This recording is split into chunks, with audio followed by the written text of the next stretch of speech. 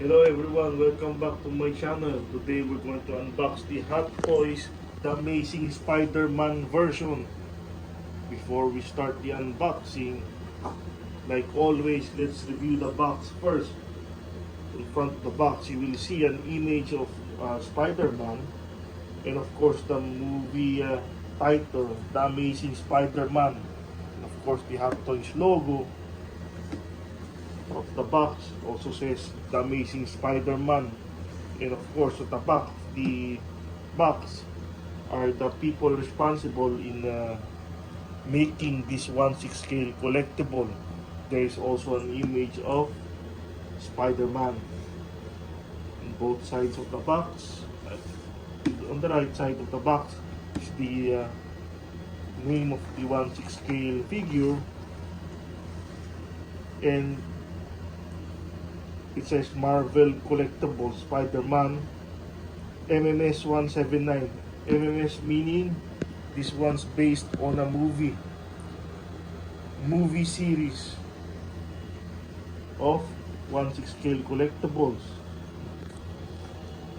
Now, without further ado, let's start the unboxing. This box kinda reminds me of a shoebox. It's easy to open. By the way, I like the graphics of the box. It's simple yet it's eye-catching. Ayan. It's easy to open the box as well. This is the cover of the box, an image of Spider-Man, and there's also a backstory about Peter Parker. Once you remove that cover, you would immediately see the figure itself. Now let's remove this one.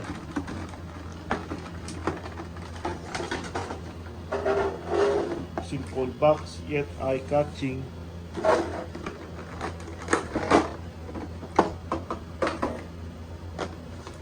When you open the box, would you immediately see the 1/6 scale collectible, the Amazing Spider-Man figure.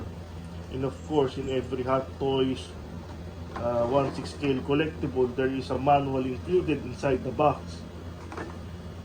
And what else do we see?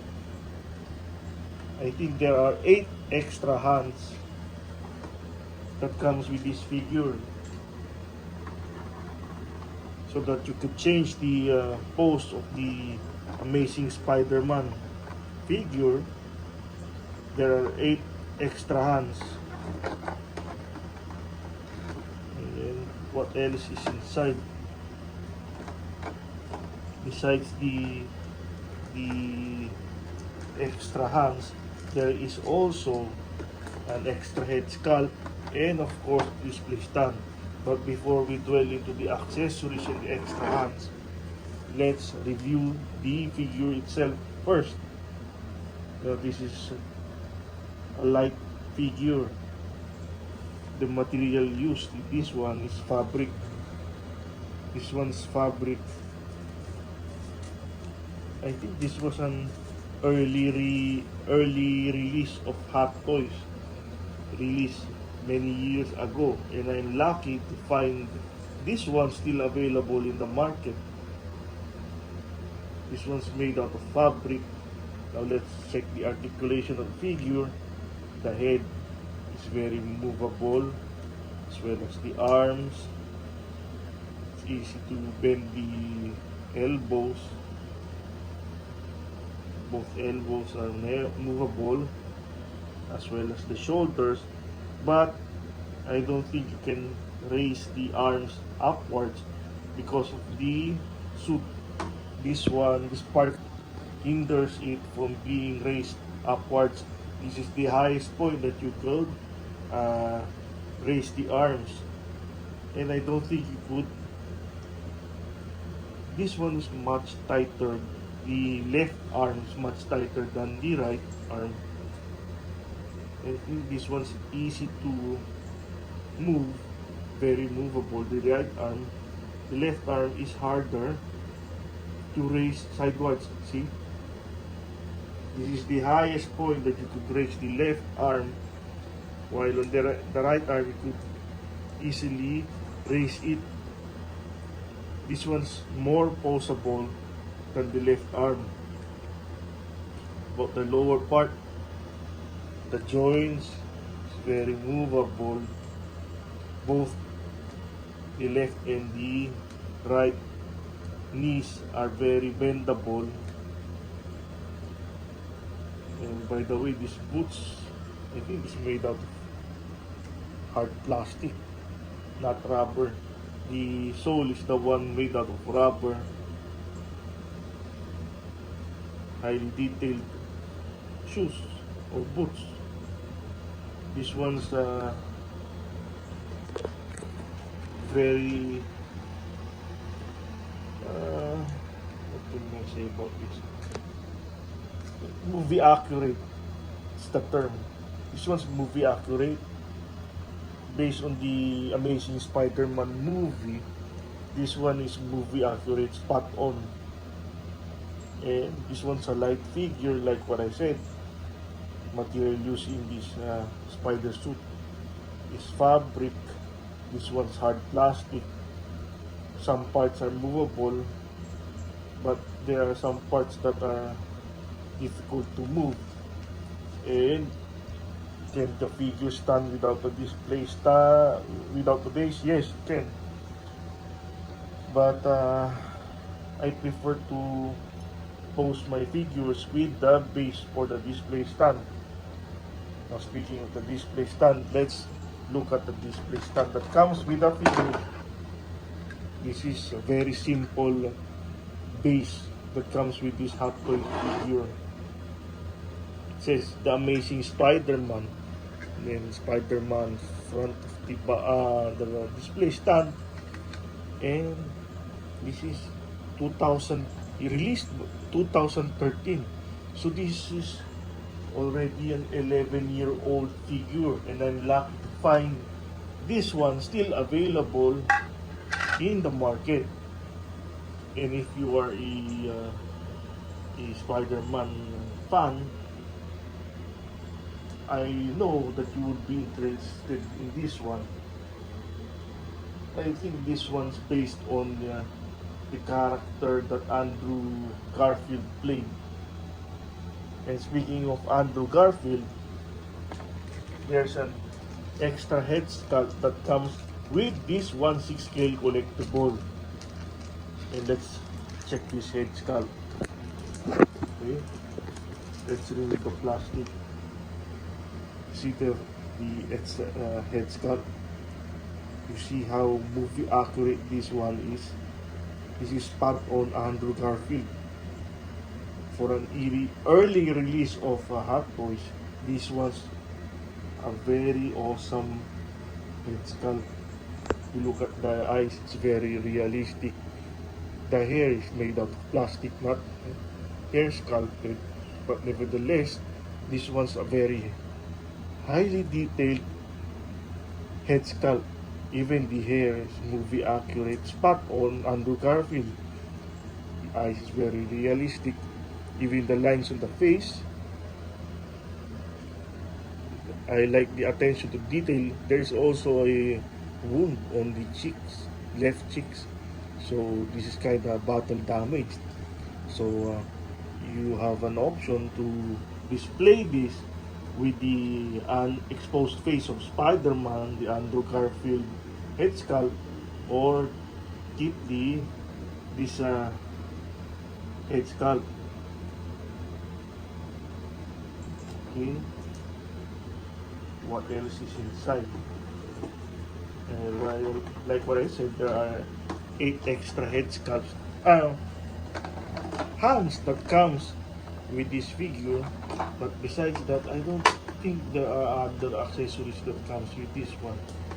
I just hope that they have included more accessories with this for this 1/6 scale collectible. And I think they should have improved this base. This was very simple, but what I noticed in the early Hot Toys release, they have a very simple display stands. But nevertheless, I think if you're a Spider-Man fan or a collector of the Marvel line, the Hot Toys Marvel line, I think this is something that you should use. This one's very movie accurate, and for the possibility, yes, it passes. You can post this figure even though there are some parts that are hard to move. This is still a posable figure. The attention to detail is awesome as well. I highly recommend that if there's still an available figure in the market, I hope you purchase this one. I don't think your Marvel line would be complete without the Hot Toys Amazing Spider-Man figure. Especially if you're collecting the Spider-Man line, this is a must-have. And this is the dilemma when it comes to these figures that have extra head sculpts. It is difficult to decide whether to display it with the Andrew Garfield exposed face of Spider-Man or just to keep this head sculpt. But for me, either way would work. So like always, let's try to come up with a display pose for this figure. Now this is the display pose that we've come up with. This is the one with the exposed face of Spider-Man option. This one spot on Andrew Garfield. We decided to come up with a simple pose for this one. And I think this suit, an added review for this one. I think this suit is spot on accurate really for the Amazing Spider-Man movie. And as well, it pays homage to the original suit of Spider-Man, the comic version.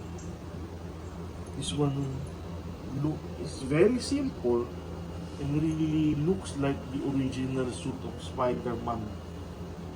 Now, as an added bonus for this unboxing and review, we would also try to come up with a display pose for this one, for this head sculpt. So you have an idea if this